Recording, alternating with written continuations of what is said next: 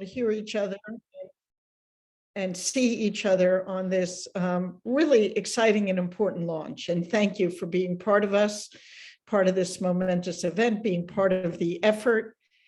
This is a crucial time to think about water, to deal with water.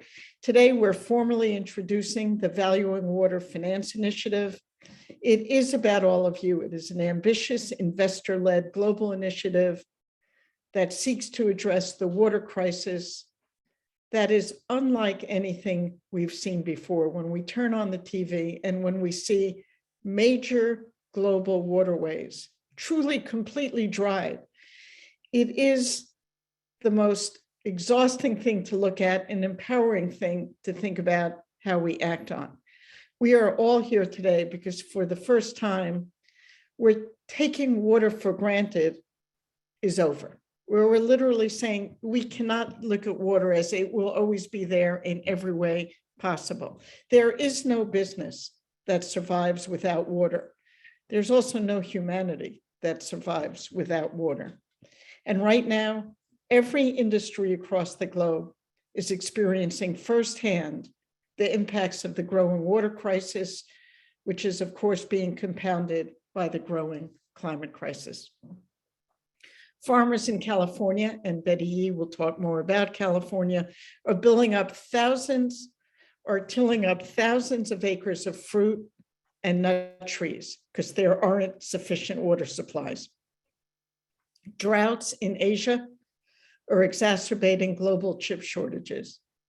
Extreme flash floods have forced auto plants from Malaysia to Germany to simply have to halt production.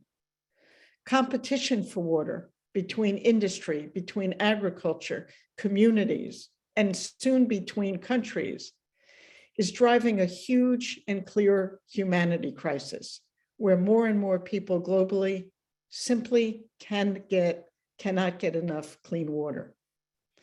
The financial and social impacts of the water crisis, not enough water, too much water, polluted water, will only accelerate unless we act now, and we do so with ambition and with urgency. Investors, you all, have a unique opportunity to make this happen. We worked together with everyone on this call, I'm sure, and others, with investors and NGO partners to pioneer the notion of climate risk. Now, our goal must be to harness these forces to do the very same analysis and action plan for water. We need to make it clear that water risk is a systemic financial risk that we simply cannot afford as a society or as an economy to ignore any longer. The Valuing Water Finance Initiative, a partnership between investors, the Dutch government, Ceres, and other stakeholders, will bring the influence of investors to bear in catalyzing recognition of water risk and the threat it represents for our economy and our society. Launching today with the support of trillions of dollars in assets under management, the Valuing Water Finance Initiative is calling on companies to better steward and protect freshwater resources within their business operations and their global supply chains. And to help them drive action on water risk, we're putting forth the corporate expectations for valuing water, 6 science-based, actionable corporate action steps that set the stage for investor engagement through our collective action. There is no economy, there is no planet, and there is no humanity without water. With this initiative, we're taking a massive step forward in securing the future of water for our communities, for our financial system, for our planet, and for our people. It is the time, it is past the time. There is no argument for the cavalier treatment we have for water these days, and I think together we could change that. So let me now pass this on to Kirsten James, Ceres Senior Program Director for Water, to kick us off with an overview of the initiative and to introduce the investor panelists who have so kindly joined us today. Over to you, KJ. Thank you so much, Mindy, for that introduction and for setting the stage for the discussion today. And thanks to the audience for joining us for this momentum occasion of the launch of the Valuing Water Finance Initiative. So a little background: for more than a decade now, Ceres has worked with influential institutional investors, Fortune 500 companies, and nonprofit organizations to address the global water crisis. We've recognized the critical need to shift how our capital markets value water if there's any chance of achieving clean, accessible, and sustainable water supply for all. Over the past 7 years, Ceres has expanded its focus on institutional investors as we continue to see water risk play out in real time and impact the financial performance of a range of industries and in a range of geographies. Today is a big milestone for Ceres and our partners as we launch the Valuing Water Finance Initiative. This initiative could not be more important in the world we find ourselves in right now. As Mindy pointed out, we are seeing the impacts of the water crisis all around us, across the world. Communities and businesses are feeling the impact of poorly managed water resources. For those of us living in the West Coast of the United States, I'm in Los Angeles right now, the water crisis has been front and center lately with, of course, the mega drought and dwindling Colorado River supplies, among many other critical water issues. We've all seen the headlines from around the globe, from the recent destructive flooding in the state of Kentucky to the taps threatening to run dry as day zero approaches for South Africa's Eastern Cape. By 2030, scientists predict that global water demand will exceed supply by 56%. And to underscore the human impacts, despite the United Nations declaring that access to water and sanitation is a human right, 2.1 billion people do not have access to safe drinking water. No one is spared from the water crisis, and the most vulnerable communities continue to be disproportionately impacted by water pollution and scarcity. There isn't a company on earth that can operate without water. The global water crisis is systemic, far-reaching, a financial risk for all economies. And there's no shortage of headlines or statistics to emphasize this point. For example, a Ceres analysis found that 50% of stocks in 4 major indices are in industries of medium to high water risk. Time is running out, but we have the power to change the tide. With the Valuing Water Finance Initiative, we have our sights on this vision, where companies will recognize fresh water as the world's most precious natural resource, essential to whole industries and all communities and ecosystem. By sustainably managing water use, eliminating point and non-point pollution, taking collective action, adopting good governance practices, and supporting the human right to water, companies will achieve sustainable water management. Over the past 2 years, we've worked with key stakeholders to create momentum for this initiative and build a solid foundation for the financial community to better understand the value of water. Now we are at a phase of driving the on-the-ground change to achieve our shared vision by bringing together a big tent of investors committed to this work and ready to engage to move companies they own to value water. As mentioned, the Valuing Water Finance Initiative is a new global investor-led effort where investors will engage with some of the largest corporate water users and those that are polluting our water resources to move them to value and act on water as a financial risk and drive the necessary large-scale change to better protect water systems. I'd like to take a moment to briefly highlight some of the key elements that have helped us reach this milestone today. So over the past 2 years, we've collaborated with the Global Institute of Water Security out of the University of Saskatchewan and about a dozen of leading scientists to fill an important gap in the research to ensure that investors are compelled to act, being motivated by this scientific case for action. Of course, there's a plethora of scientific and academic research out there detailing the threat of the water crisis. However, we found that the information was not necessarily compiled and articulated in a way that would resonate with the financial industry. So this science-based synthesis of the global evidence of industrial water impacts was released earlier this year, and it identifies the industries having the most severe and systemic impacts of water, and it also importantly identifies critical and emerging threats to water resources. Within the report, there are 7 key industrial sectors with the most severe and systemic impacts on water that were identified, and those are shown here on this slide. So what does this assessment provide the financial community? Well, for one, it makes clear that industry impacts on water resources are severe and systemic. And it also supports investors in focusing immediate attention on sectors causing the most severe impacts and those specific corporate practices that are causing the most severe impacts. So this piece of research will help the investor engagements become all the more focused and powerful. In order for institutional investors to prioritize water risk, it's also important to make that risk more tangible. So with that in mind, we attempted to build out the business case for water. And we did this in the creation of 2 financial materiality briefs, focusing on the value at risk from water externalities, focusing in on the packaged meat and apparel sectors, although this could be applied more broadly. This was released late last year and was a partnership with DWS, S&P Global, and Blue Risk.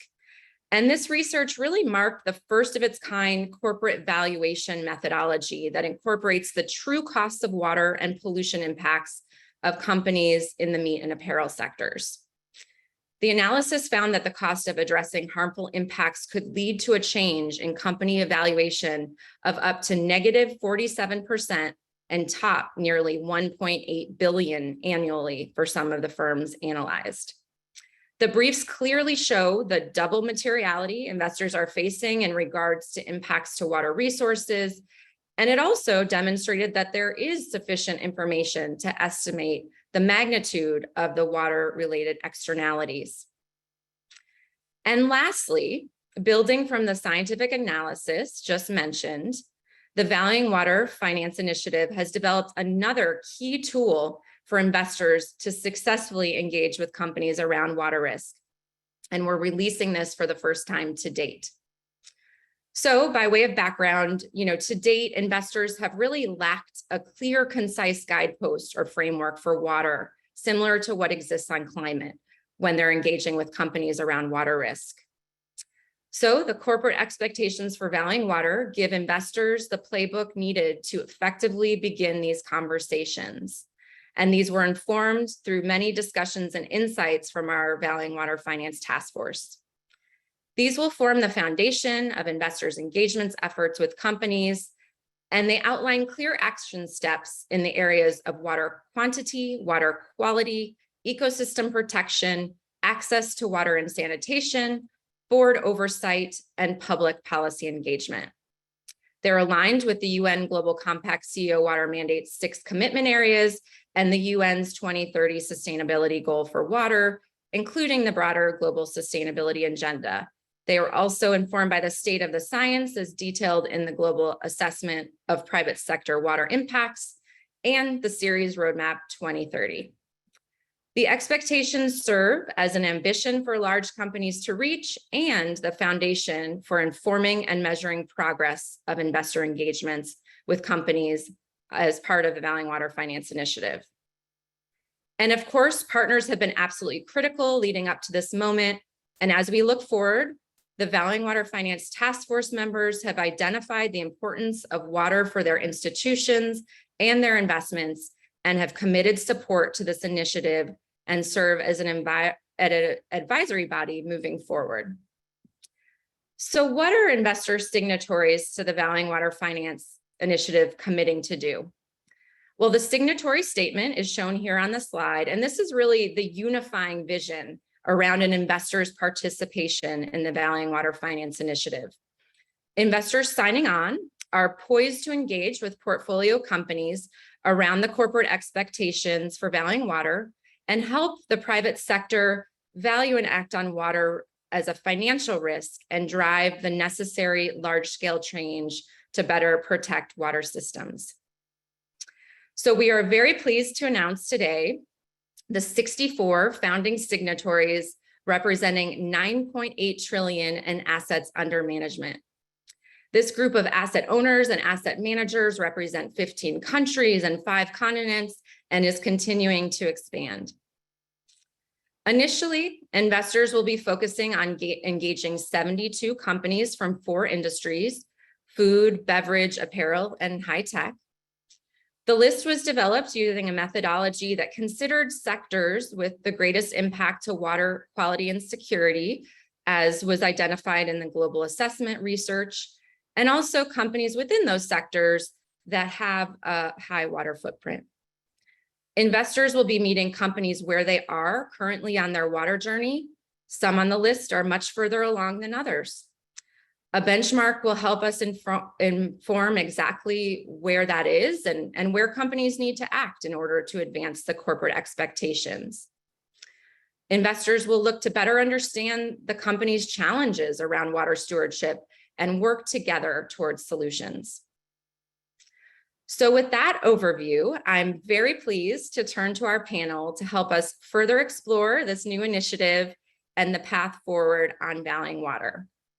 So to the audience, I encourage you all to use the chat function to submit questions for our panelists.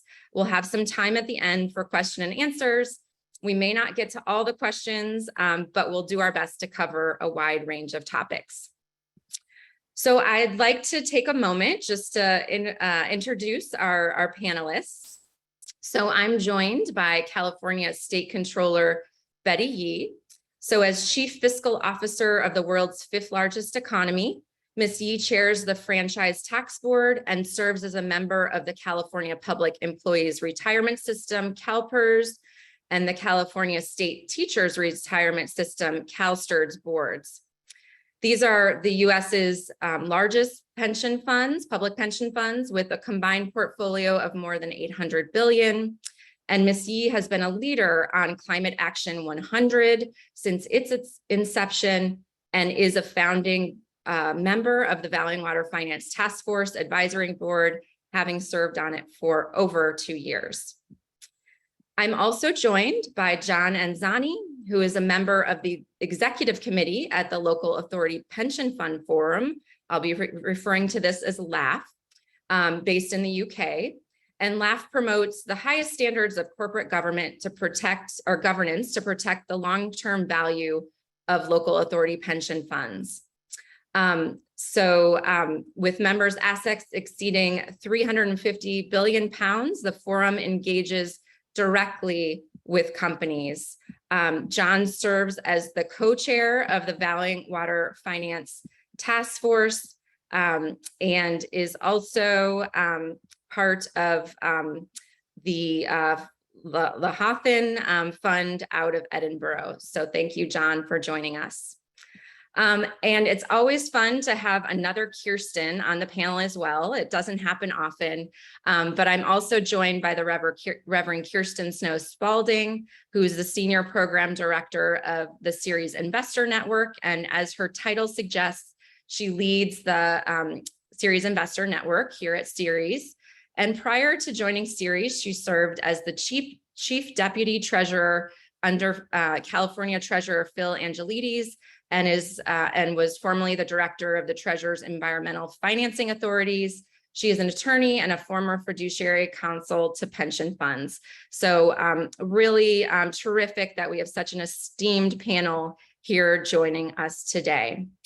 So with that introduction, Controller Yee, I'd like to first turn to you. So as mentioned in your bio, you have been a leader on Climate Action 100 since its inception. And you are also a founding member of the Valuing Water Finance Initiative Task Force. So I'm curious, why do you believe that addressing water risk is mission critical just as climate risk is? Thank you, Kristen, and good morning, good afternoon, good evening to everyone joining us today. To really answer that question, Kristen, I think we all have come to the recognition about just how inextricably linked water and climate are. And while the business community has long recognized the threats of climate change, it has yet to really recognize the connection to water and the urgent need to really prioritize water risk. Water is chronically mismanaged throughout much of the world, and the physical impacts of climate change has made water supplies increasingly unstable, unsustainable. And when we look at the water crisis and how it's playing out globally and nationally, we see it in all its forms, from severe drought to the lack of safe drinking water to pollution and much more. And I have to say, sitting here in my home state of California, we are living this in real time every day. We are seeing water risk that manifests itself in water scarcity, affecting people in terms of their livelihood and our entire economy. And as Mindy opened up to recognize, water is the lifeblood of humanity and our economy. And I think as we all take that to heart and just realize that what we see around us here in California, we have just about 1 million people who lack safe drinking water. And this is hard to believe in the world's 5th largest economy, but it is happening. In the southern part of our state, we have experienced 3 years of record-breaking drought conditions, resulting in historically low state water project deliveries from Northern California. And as you mentioned, the Colorado River, which we've been hearing so much more about on the national and global news, which supplies much of California, is also in a very, very precarious state. And as a result, the Metropolitan Water District, which serves about 19 million people, has declared a water shortage emergency and mandating really drastic cuts in water use. And the list just goes on and on. So I don't think there's any argument with respect to the water risks that we are just seeing play out around us. Scientists also predict that global water demand will exceed supply by 56% by 2030, as you mentioned. And whether you're an investor or a business leader, your business and the resources upon which it depends will be affected by water risk. And so companies will need to disclose any assets exposed to high water risk as we think about this water usage that's, our water usage is going to be one where we are going to see just increased risks, and how companies and frankly how investors meet our fiduciary obligations going forward.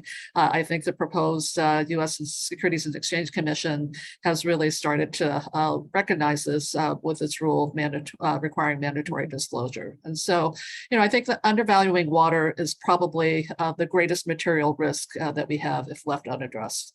And so we've been doing a great job on climate. We continue to get momentum, and certainly with what Congress and the United States Senate and this Biden administration has just recently accomplished with respect to climate, I think is nothing short of remarkable and historic, but water has to be elevated to be right up there with climate risk. And so the Ceres Valuing Water Financing Initiative really gives investors the resources they need to prioritize water risk, including the science-based corporate expectations for valuing water.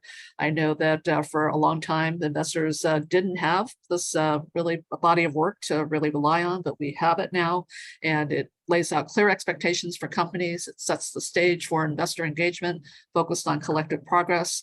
And I'm just pleased with the outpouring of the investors who have signed on to be signatories of this initiative that you've announced today. And we need to really continue to ramp up our ambition, as Mindy said, on water risk and to bring it to the same level of attention as climate risk. And we do really urge the private sector to just join us with stronger private sector leadership and stewardship in this regard. So it's an exciting day.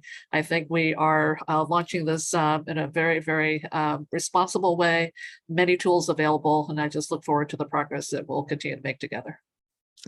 Great, thank you. That's a terrific call to action that you just shared. So now turning to you, Kirsten, I know it's come up several times already in today's webinar, but to date, water risk hasn't received the attention it's due. And Betty just painted a picture for us of why it's so critical that that dynamic change. but why do you think it has been historically hard for investors to connect the dots to how the damaging water impacts from industries really do pose long-term financial risks? Thanks, Kirsten. You know, when I talk to our members about the whole range of sustainability risks that are affecting their portfolios, you're absolutely right. Water has not been top of the list. And I think there are a couple reasons. One is that when they think about water, they think about it as a local issue, and they think about it as a government problem. We need regulation. We need to manage the price of water. We need to manage water supplies. And they haven't really seen the link between corporate behavior and the systemic risk that water poses for the entire portfolio. I think that your business case, the report that you issued, really helps in that way. And obviously with 64 investors signing on to the initiative, there are a lot more who are now recognizing that there are things that companies can do and that investors can do with companies to address the risk. I think specifically around that sense that water is local, I think what your report highlights is that it is sectoral. And if we take that approach, there are some industries that are using water. It's a primary part of their supply chain. It's a primary part of their operation around the world.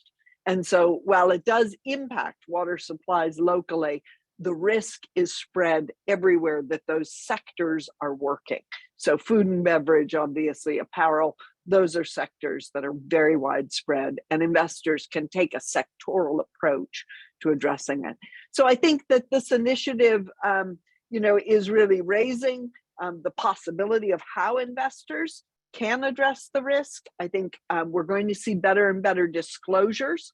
That's going to be really helpful. The metrics are getting clearer for how we measure the risk across the portfolio. And as I said, I think taking a sectoral approach is really going to be the right way to begin to address this risk for the portfolios. Great. Thank you, Kirsten. That's really a helpful assessment. And, you know, like you said, we hope this initiative will provide the tools to really help overcome those, you know, challenges we've experienced to date, and also those misconceptions. So John, I'd like to get your insights and specifically into sort of what types of actions and changes that LAF and other peers will be likely engaging the private sector on. What exactly, you know, will be the ask, so to speak? And, you know, I'm specifically interested, you know, how, you know, will you be discussing how the private sector should be thinking about things like board oversight and policy engagement, for example?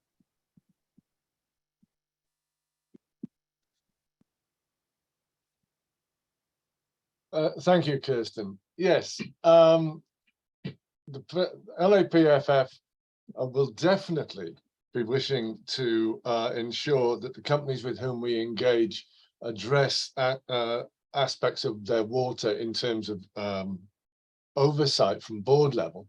I think the word I would use, what we would want to see from them, is to start to take an holistic approach, that they take a full view of all the ways in which water is used, both in their own processes, but also those of their supply chain, and take a view from the beginning to the point at which their product is ready to go to the market. But also that's got to apply to all parts of the organization. So it has to apply from, where possible, the design, indeed, of the product. I think for a very long time, we have been able to fool ourselves that water is both something which is simply expendable, but also ever present. So it doesn't matter how much of it we waste, there will always be more of it. Those of us living in Scotland perhaps have a little more reason for thinking that than those of you in, say, I don't know, Arizona. But that we have thought of it as something that will always be there and it can be wasted. So it has to be holistic within the whole processes of the company. But that means that all aspects of the company must also be responsible for it. It is not something solely for those members of staff who are concerned with sustainability in the largest corporations, or those members of staff who are responsible for some forms of the operation. All parts of the company must demonstrate that they are contributing to a company-wide holistic response. And we would want to see that based on science-based targets. We would want to see that time-bound. And we would want to have definite evidence that there was real board oversight. Not simply an occasional discussion and a bit of rubber stamp, but real board oversight. Because what, any business where you're told some of your key ingredients or your key components, there's going to be 50% greater demand than supply within a very short time period, we would expect that business to be taking steps. If steel was the example to some industries, it would be quite clear. People would understand, oh yes, there's not going to be enough steel. We've got to do something about this. But because it's water, it's, oh, well, why? No, it'll be there. It won't. And also the one thing I would say, I know the point about water is local, but also for a lot of people, one firm's offlow is another firm's inflow, or it's another community's inflow. And I think one of the other problems is, for too long, misuse of water has been regarded as an externality, nothing to do with a company. And we cannot afford that either. We have to understand the true cost of water in all senses of that term. And we have to engage with companies so that they can demonstrate their stewardship of it. Because as Mindy said earlier, not enough water, too much water, it's polluted. Stewardship covers, I think, all those aspects. So as far as is possible, the water that we receive and we're using in our companies in which we invest is the water we pass on. So those are the sorts of things we'd like to get engaged and want to see companies demonstrate. Yeah, I think those are all really great points, and especially to your point of really seeing, these concepts woven throughout the business. Hopefully we see, through these conversations with investors, a lot of different representatives from the company and the board coming, to the table to discuss these critical issues. And then, just to encourage the audience to further explore the corporate expectations and some of the associated core indicators on our website, which I think align with what a lot of John just shared. So Controller Yee, turning back to you, earlier you painted, the picture of water risk and the critical nature of investors really focusing on water risk. And so just wanted to play this out a little bit further. So I'm curious, what financial impacts do you see that businesses and then of course their investors face without immediate action towards water management? Can you help us sort of play that out a little bit further? Sure, absolutely. And first, let me just say, I'm just really happy that we have, kind of tangible cases to look to with respect to the work of Ceres and the task force. So, but, from an investor standpoint, I think it's clear that investors can't meet our fiduciary obligations without factoring the water crisis into our decision-making processes. And you look at water risk, it is a systemic risk. It has impacts from water availability to pollution that just is felt across the economy. And so, when we are able to just embrace it as a systemic risk, then we know just what the particular implications can be. Industries that fail to manage water risk can face just financial impacts through restricted supply, not to mention reputational damage. But what I have been really heartened by is really the cases that have demonstrated, the materiality assessments that were conducted by Ceres and the task force late last year. And these materiality assessments for the meat and apparel sectors found that the cost of addressing harmful water impacts could top $1.8 billion annually, and could lead to a change in company valuation of up to minus 47%, as you mentioned at the outset, Kirsten. And these impacts then are compounded by those that are generated by the climate crisis. And so, we know these are two inextricably linked, but they also have compounding impacts if unaddressed as well. And so, we know that we're increasing water stress, and droughts are exacerbated by global temperature rises. We see significant risk for company valuation. So these are the kinds of things that we have to just recognize. And we see this really playing itself around the world. We're seeing the water crisis play out in Monterrey, Mexico, where we are seeing just critically dry conditions there. The historic Kentucky flooding that has been in the news of late, causing tremendous damage. The sustained drought in Europe that is also wreaking havoc as we speak.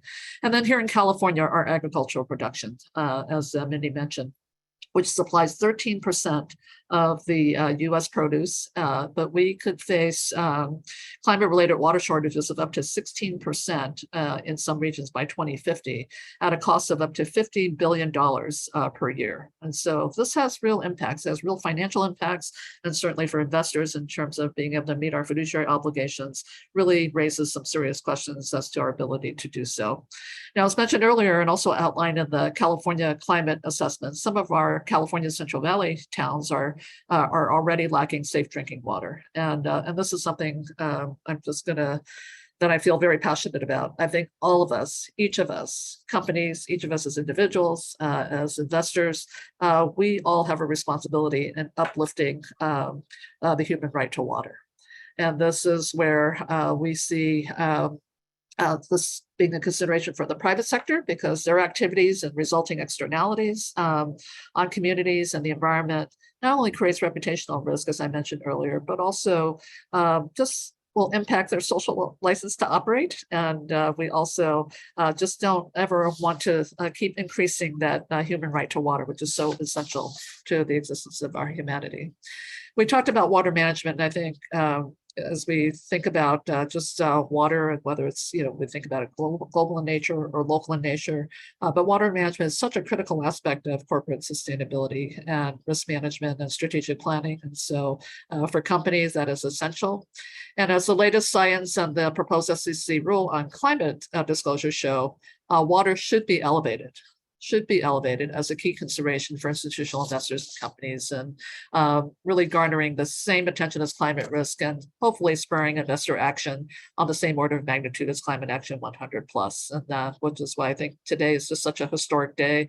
There's no excuse for not doing so. We've got the tools, we've got the science behind us, and we've got the specific corporate expectations and actionable courses to take. Great, thank you. No, those are some really important points and some quite staggering statistics you shared as well. So just, I'm curious, we're in such a time of economic volatility, but, we're also experiencing these unprecedented water impacts. So, Controller Yi, just following up on what you just shared, what's at stake economically if we don't really think about addressing these issues in tandem? Oh my goodness. I think it's really a time where I hope no one is thinking about just how we slow down or take a pause about how to move forward. As I said, we have all the tools to be able to have us do this. The economic volatility, the uncertainty of its duration would suggest that we have every reason to double down on addressing water and water risk.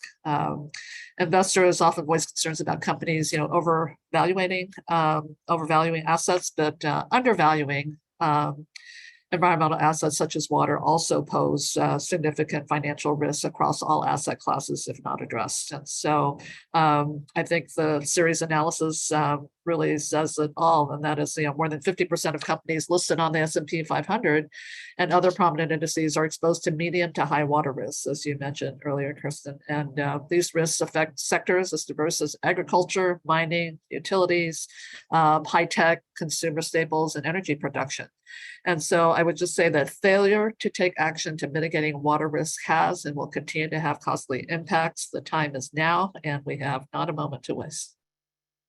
Great, another great call to action there.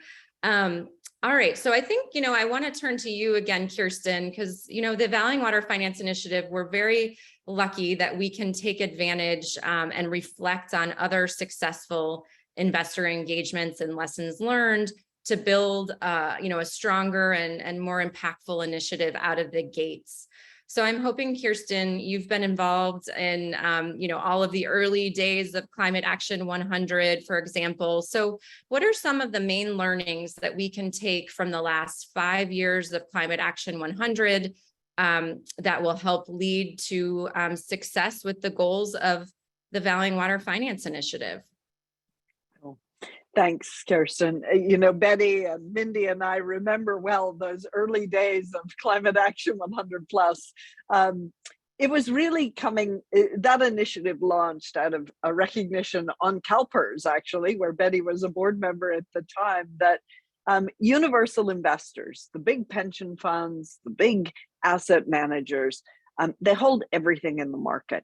And that if we could identify the risk in one of their portfolios, we were identifying the risk for all of the universal investors' portfolios.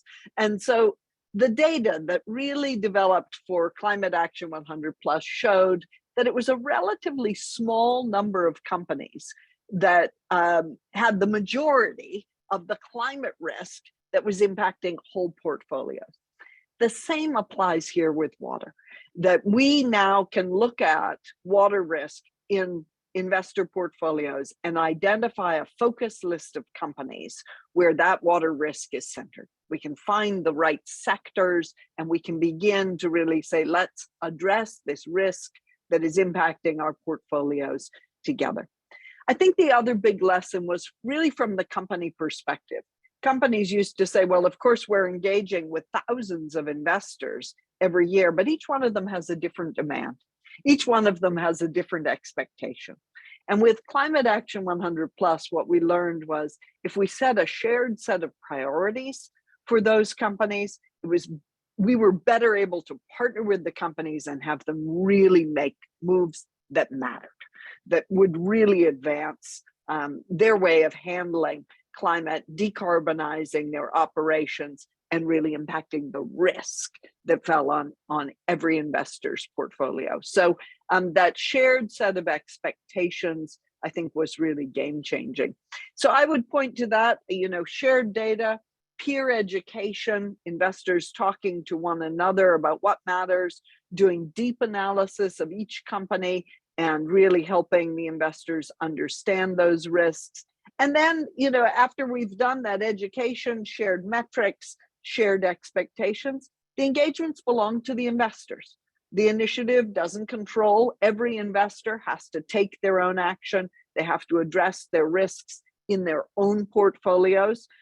So I think we can provide the right forum, but ultimately it's in the fiduciary responsibility of each investor to address these risks. So I think we're setting up Valuing Water with all of those lessons in mind, really trying to develop a framework that will support the investors to be better at their jobs.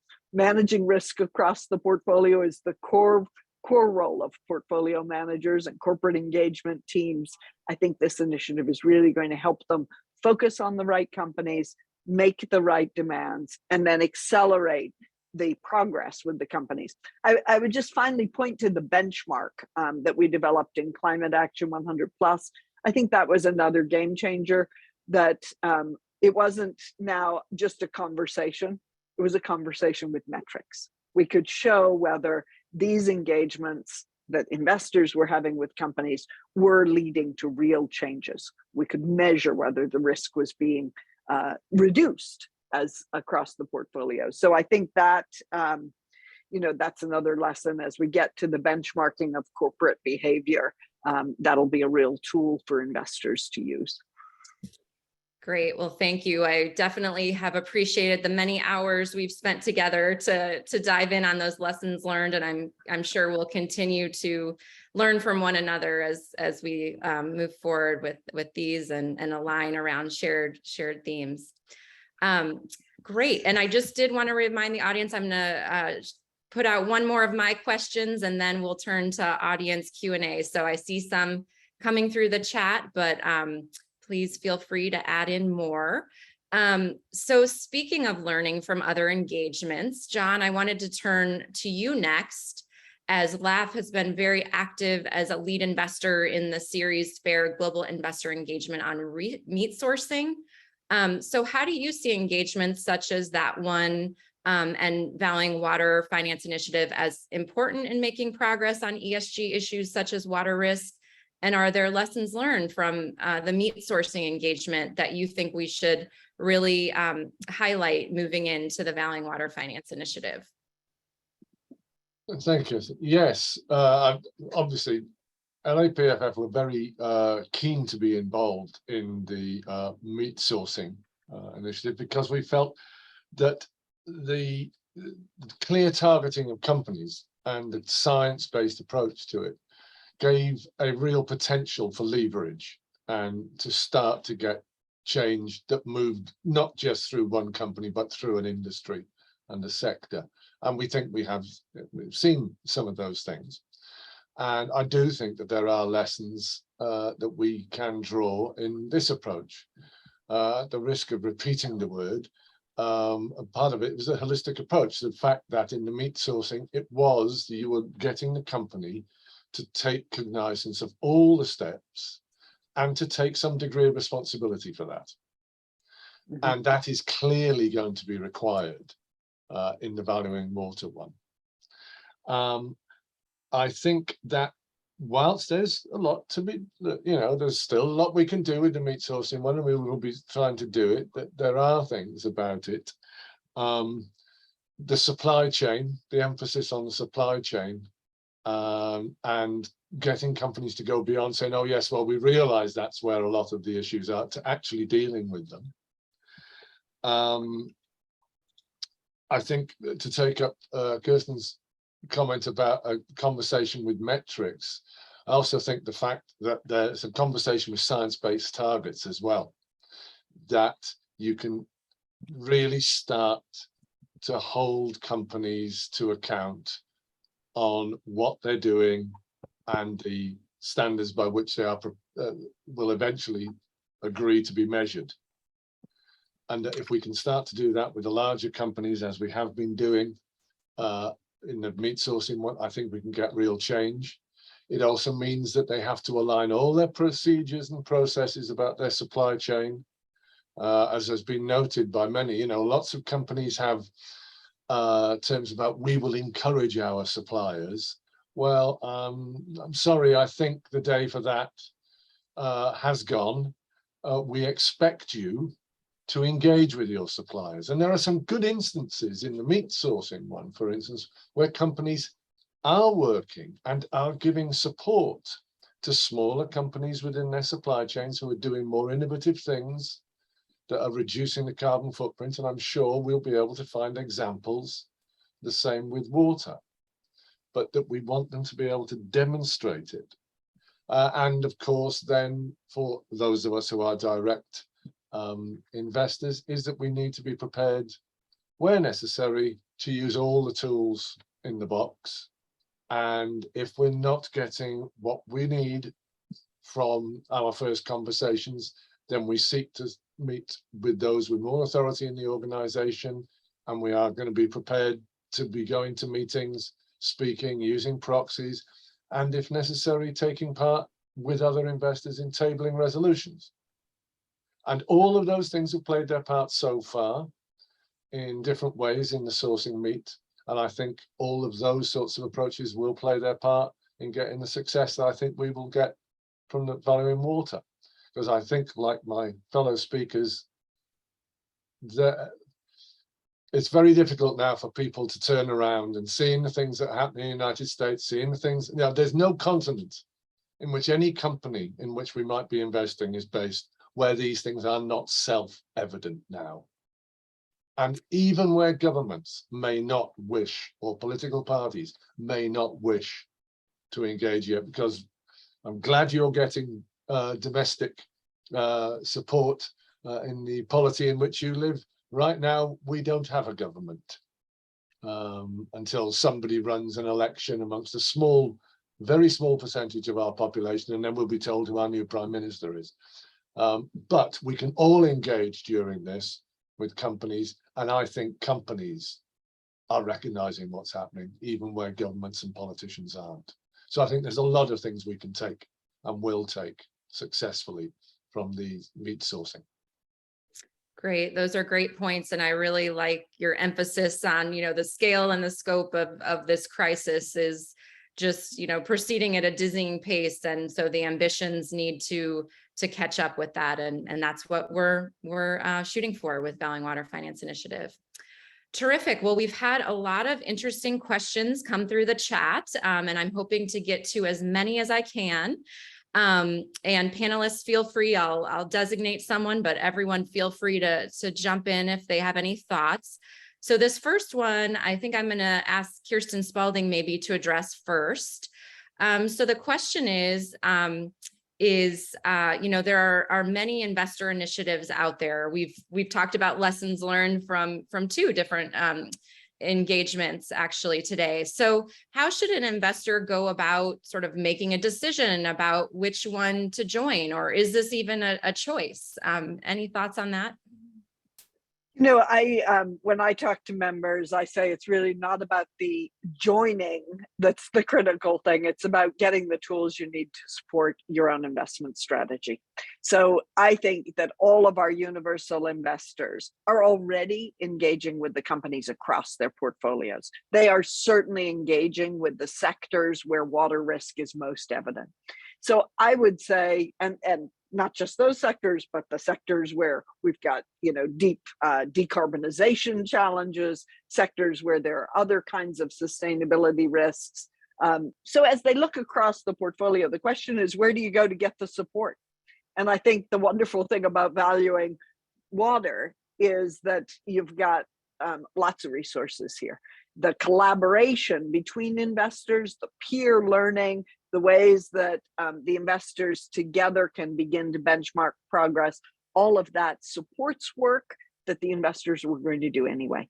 So I would say each investor develops their own strategy for managing risk, of course, across their portfolios, and then should look at the initiatives that are going to really give them the best supports for doing the work. Terrific, really great points. All right, another question came in, and John, you sort of spoke to this, so maybe I'll give you this one, and others feel free to weigh in. But what specific changes might investors be seeking from portfolio companies through this initiative? Is there a specific % reduction of water usage per year? Or, and the question also asks, at what point do you, think about some of those escalation, tactics where companies aren't addressing water concerns in line with the expectations? Any thoughts on that? Okay. I would think the very first thing is you would expect a company to map its own risks, and they will vary by the activities of the company, because let's face it, not that many companies just do one thing these days. They do various things, but so they may have different product lines, they may be in different industries, they may be in different locations, and clearly the water risk for two apparel companies that are going through exactly the same processes with the cloth will be different depending where they are because of the water tables, etc., etc. So first of all, understand the risk, and in that you have to have some idea of what is happening in the wider water systems in where you are located. And then those two, I would have thought, would start to give any sort of semi-competent management indicators of where the biggest problems are likely to come. So I'm not sure that there is any specific target reduction figure, albeit the one that would be at the back of my head all the way through this is the one that we're going to need 50% more than we've got in a fairly certain short period of time. So that would seem to suggest that you want to cut it by at least a third. In terms of escalation, I'm presuming there will be some process of discussion that not all managements are going to rush and be able to provide the resources to do all of this absolutely immediately. Indeed, part of an investor's role might be to say that there should be more resource allocated so that management can get this understanding. I suppose you start to think about escalation when you have this, when either you're not getting any discussions and the board is not wanting to engage with you. And I understand that there are different cultures of engagement in different parts of the world, and or they are flatly refusing to make setting targets, or they are consistently missing them and not doing anything about it. Those would seem to me to be the most obvious triggers. Great, good examples there, John. Thank you. All right. So let's see.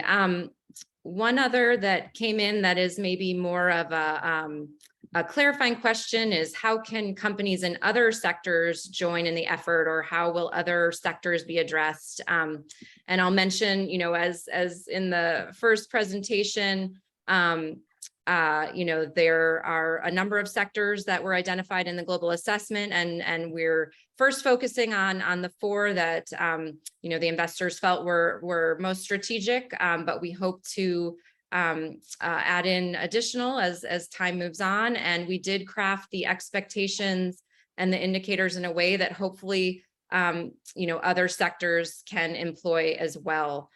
So definitely encourage that. Great. And I think, Betty, you know, the next one is for you. So, you know, there's a question about some of the backlash to ESG investment considerations. And Kirsten, you may have a thought on this too. But, you know, just wanted to get your reflection on that, and if that's had any impact on investor engagement in some of these initiatives. Any thoughts on that? Oh, thank you for the question. Certainly has been dominating the news of late. You know, what I will say is this: I think investors and companies are motivated in the same way to some extent, and that is we care about our bottom line. But to John's point, I think we're all very conscious of what's happening on the ground around us. And so as we look at the water crisis, as we look at climate change, the effects of climate change, as we look at issues around human capital management, you know, in terms of coming out of this pandemic, and how we look at you know, workers and, you know, labor supply, and how we continue to deliver value for you know, just all of our stakeholders. You know, I would say that the anti-ESG movement is a new movement. It certainly was not the precipitator of, no pun intended, of this valuing water initiative. You know, I think this is a time where we really need to just try to be devoid of politics and really answer to the science and what it's telling us at this point. And I believe that companies and investors are responding in that way.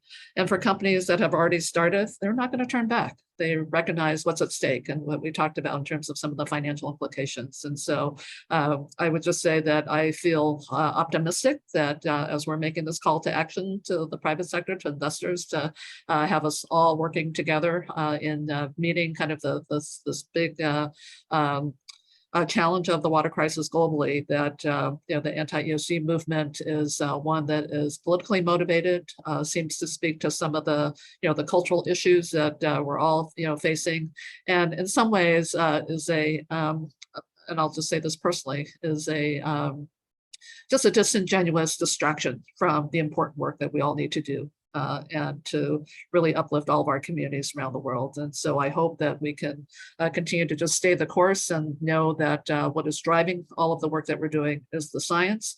We have the tools to really help our investors and companies, and I look forward to just being able to continue to make progress. Yeah, I'd like to just jump in, because certainly what I'm hearing from our members is the media storm about anti-ESG work is just that Their core work is about creating long-term value for their participants, their beneficiaries, if they're a pension fund, their clients, if they're an asset manager. 30 years ago now, I started as fiduciary counsel for pension funds, and fiduciary duty hasn't changed. There is an obligation to manage risk. And so recognizing that water shortages, water accessibility, the price of water, all of these create risks to the portfolio. This is core fiduciary duty work. As investors try and address it, they're going to do a better job by working on these initiatives together, learning from one another, sharing metrics, working with the companies. It's that long-term value creation, just as Betty said, that is the goal of the investors in our network. And it's not a theme, it's not a fad, it's not a political agenda. This is the core work of investors. Yes, and I would just add, whenever people say, oh, why should you value water? Isn't this some ESG nonsense? I just ask them, well, in which case, if you're not going to control your access to H2O, which other chemical do you intend to replace it with? Yes, good points there. And I know we're at time, but did want to leave us with one final sort of forward-looking question. In March of 2023, we have our sights on the United Nations Global Water Conference, which is coming to New York City. And so curious, how any just quick thoughts on how we can really use that as an opportunity to leverage this work and showcase, how the financial community really needs to be a player as we sort of check in on Sustainable Development Goal 6 and ensure that we're part of the conversation. Any quick thoughts on, really leading up to that and how we can just generate more momentum as the financial community? Betty, any thoughts?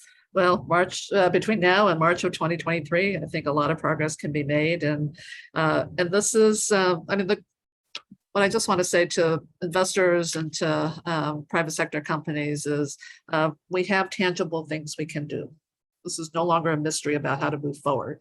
And so no pausing, no thinking about what our next steps are, the time to act is now. And so I hope that in March of 2023, we can showcase all of the collective action that we've been taking around the world, and particularly with investors at the helm, signatories to the initiative, but more importantly, as the private sector continues to elevate its leadership and stewardship in this regard.